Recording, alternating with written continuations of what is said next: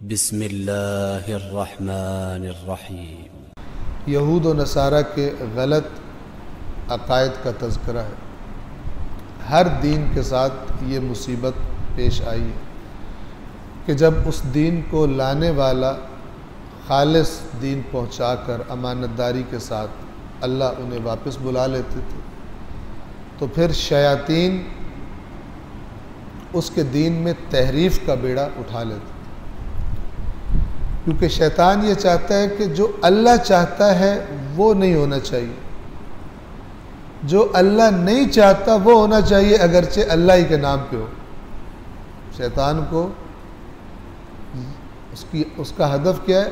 खुदा की मर्ज़ी पर अमल न करें लोग, अगरचे ये काम अल्लाह का नाम लेकर किया जाए। जो रसूलुल्लाह चाहते हैं वो ना करें लोग, अगरचे ये काम रसूलुल्लाह के नाम लेकर किया जाए। जो अहले बैत अतहार चाहते हैं वो ना हो, अगरचे अहले बैत अतहार का नाम इस्तेमाल किया जाए। लिहाजा कुरान कहता है अल्लाह के नाम पर झूठ बोलते हैं, अल्लाह का नाम लेकर झूठ बोहतान बांधते हैं। रसूलुल्लाह ने फरमाया मुझ पर लोग झूठ बोल रहे हैं। अहले बैत ने फरमाया खुदा लानत करे फ़लान फ़लान फ़लान फ़लान पर। ये हमारे नाम से हमारे शियों की किताबों में रिवायात, झूठी रिवायात इन्होंने डाल दी और हमारे मानने वाले उन्हें हमारी बातें समझकर उन पर यकीन कर लेते हैं, ईमान ले आते। ये शैतान का फार्मूला है। तो इसका जो हल है वो ये अल्लाह का कानून है।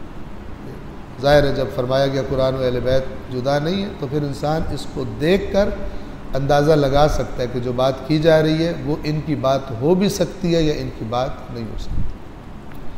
तो यहाँ यहूद व नसारा के गलत नज़रियात में से गुज़श्ता आयात में आपको याद होगा क्या अकीदा गुज़रा था।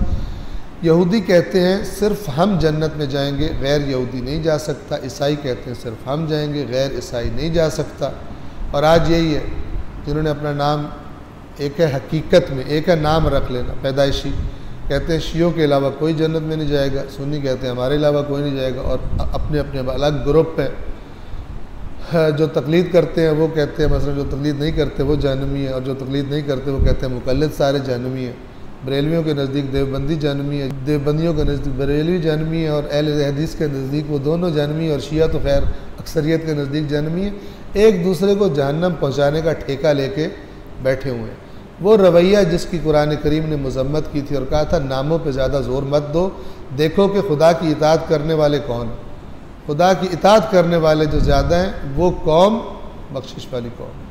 खुदा के नाफरमान जितने भी बुलंद व बांग दावे करते रहें, उनके बुलंद व बांग दावों से कोई फ़र्क अल्लाह के कानून में नहीं पड़ता। तो ये कहते हैं हम जाएंगे। ए रसूल ये इनकी आरजुएँ हैं, इनसे कहो अपनी दलील मुहकम बुरहान लेकर आओ अगर सच्चे हो। गलत कहते हो तुम। जो हकीकत ये है कि जिसका अल्लाह के आगे जो झुक गया और आमाल नेक अंजाम देता है, उसका अजर उसके रब के पास है, और इन्हें न कोई खौफ होगा न कोई गम होगा। ये बात कल तमाम होती। आज जो है सूरतुल बकरा, इसकी आयत नंबर 113 देखें, सब बातें मिलती जुलती हैं उस वक़्त की और आज के वक़्त की। एक तो कहते थे जन्नत हमारी है, दूसरा जन्नत में कोई नहीं जाएगा, एक। और दूसरा हर गिरोह जो है वो दूसरे को कहता था ये बिल्कुल फारिग है, इनके हाथ पल्ले कुछ भी नहीं, जाहिल है, गुमराह है, कोई बात इनकी ठीक नहीं। अल्लाह ने कहा यूँ मत करो। उनके पास खुदा की किताब है, तुम्हारे पास भी खुदा की किताब है। जिसके पास अल्लाह की किताब हो उसके हाथ पल्ले बहुत कुछ है। बजाय एक दूसरे को बुरा भला कहने के अच्छाई की तरफ दावत दो और उनसे कहो आपके पास कुरान है, पढ़ो आप। बस ये मैं आज के लिए कह रहा हूँ। अहले सुन्नत मसलन शियों से कहें कुरान हम हमारे तुम्हारे दरमियान मुश्तरक है, आओ कुरान पर मिल के बैठ जाते हैं, मुश्तरका उसूल तय करते हैं, अल्लाह ताला जो इख्तलाफात है उनमें भी सीधा रास्ता दिखा दे। सवाल ही पैदा नहीं होता अल्लाह का मशवरा मान जाए कोई कौम, अपने मशवरे मानने और फिर उसका मज़ा भी चखते हैं। तो ये यहूद और नसारा वही हरकत करते थे जो आज हम शिया और सुन्नी आपस में करते हैं। हरकत क्या थी? कुरान फार्मूला देता है, फिर अप्लाई करना अल्लाह कहता है खुद अप्लाई कर लो कि तुम किस ग्रुप में खड़े हो, तुम्हारी रविश, तुम्हारे मिजाज कुरान के कौन से ग्रोह से मिलते जुलते, उन्हीं के साथ हो तुम।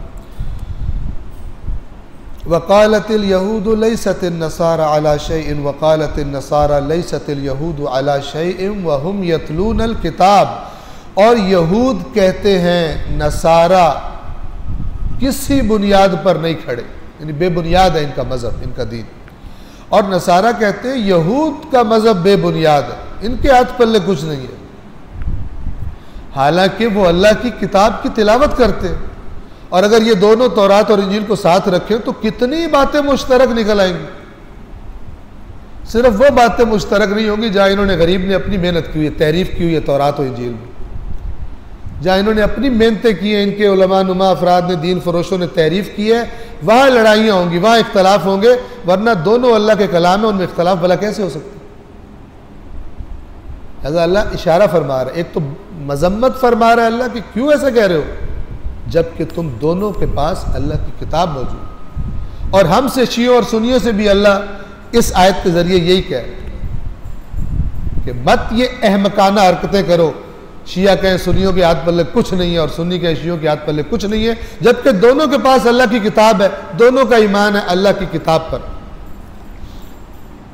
हाँ, ये ज़रूर है कि वो जो मरज़ है फ़िरका वारियत का, उसका असर हर जगह पे अपना सर निकालता रहता है। और वो क्या है कि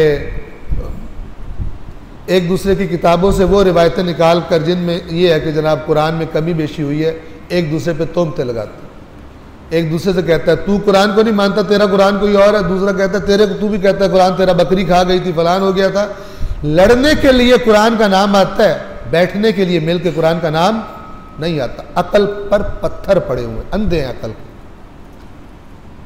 और दुनिया में क्या सजा भुगत रहे हैं हम, दूसरी कौमों से मारे खा रहे, गैर मुस्लिमों से मार खा रहे, यहूद और नसारा से मार खा रहे हैं।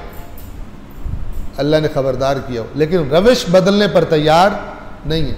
रविश बदल ही नहीं सकते जब तक कुरान कायम ना हो, जब तक कुरान अपनी पूरी ताकत के साथ उसको मुआशरे में कायम ना किया जाए, उसको उम्मत मुस्लिमा के जहनों में फीड ना किया जाए, उनकी फिक्र की बुनियादें कुरान पर ना रखी जाए, तब तक ये अल्लाह की सज़ा ख़त्म नहीं होगी। ये सज़ा है छोड़ने की इसको, तब तक ये मसला हल नहीं हो सकता। इसी तरह एक दूसरे को गालियाँ दी जाएंगी, इसी तरह एक दूसरे पर बोहतान लगाए जाएंगे, इसी तरह एक दूसरे को काफिर करार दिया जाएगा, इसी तरह एक दूसरे को जहन्नम में पहुंचाया जाएगा। और बना हमने ये दुनिया भी जहन्नम दी अपने लिए। अमन का दीन, उसके मानने वालों ने दुनिया, अपना मुआशरा जहन्नम बना दिया है। इस कदर ज़्यादा अजीब व गरीब हालात बन गए हमारे मुआशरे के। ये नज़र नहीं आता कि अगर ये इतना अच्छा दीन है तो रिज़ल्ट क्यों निकल रहा है ये वाला। ये जो रिज़ल्ट ख़राब निकल रहा है, इसका मतलब है कि वो असली वाला दीन नहीं हम अमल कर रहे उस पर।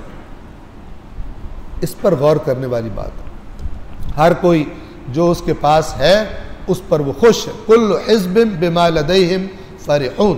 दीन को टुकड़े टुकड़े कर लिए, हर ग्रोह के पास जो टुकड़ा है उसी पर वो खुश है कि हम जन्नत में जा रहे हैं, बाकी सारे जाहिल हैं और जहन्नम में जा रहे हैं। हालांकि ये दोनों अल्लाह की किताब की तिलावत करते हैं। इस तरह की बात जाहिलों ने भी कही। अच्छा, अजीब बात ये अल्लाह ताला फरमाता है कि यहूदियों के पास तो तौरात थी, मसीहियों के पास इंजील थी, वो तो फिर कोई अल्लाह का दीन था। वो जो कुफ़ार थे जिनका कोई दीन नहीं था, वो इन दोनों से कहते थे तुम सब जाहिल हो, तुम्हारे हाथ पल्ले कुछ नहीं है, हम बड़े सियाने। जो ना हज़रत मूसा को मानते थे ना हज़रत ईसा को मानते थे, मक्के वाले वो क्या कहते थे, ये जो तुम किताब में कह रहे हो आसमान से उतरी है फलान दी, तुम्हारे हाथ पल्ले कुछ नहीं है, हमसे समझदार कोई पैदा नहीं। वो अपने आप को, ज़ाहिर है इंसान जब अपने आप को दूसरों से समझदार न समझे तो फिर वो दूसरों को रद्द कैसे करेगा। इसी तरह की बात जाहिलों ने भी कही। बस होगा क्या, अल्लाह क़यामत के दिन इनके दरमियान उस मामले में फ़ैसला कर देगा जिसमें ये इख्तलाफ किया करते थे। लड़ते रहो, एक वक्त आने वाला है।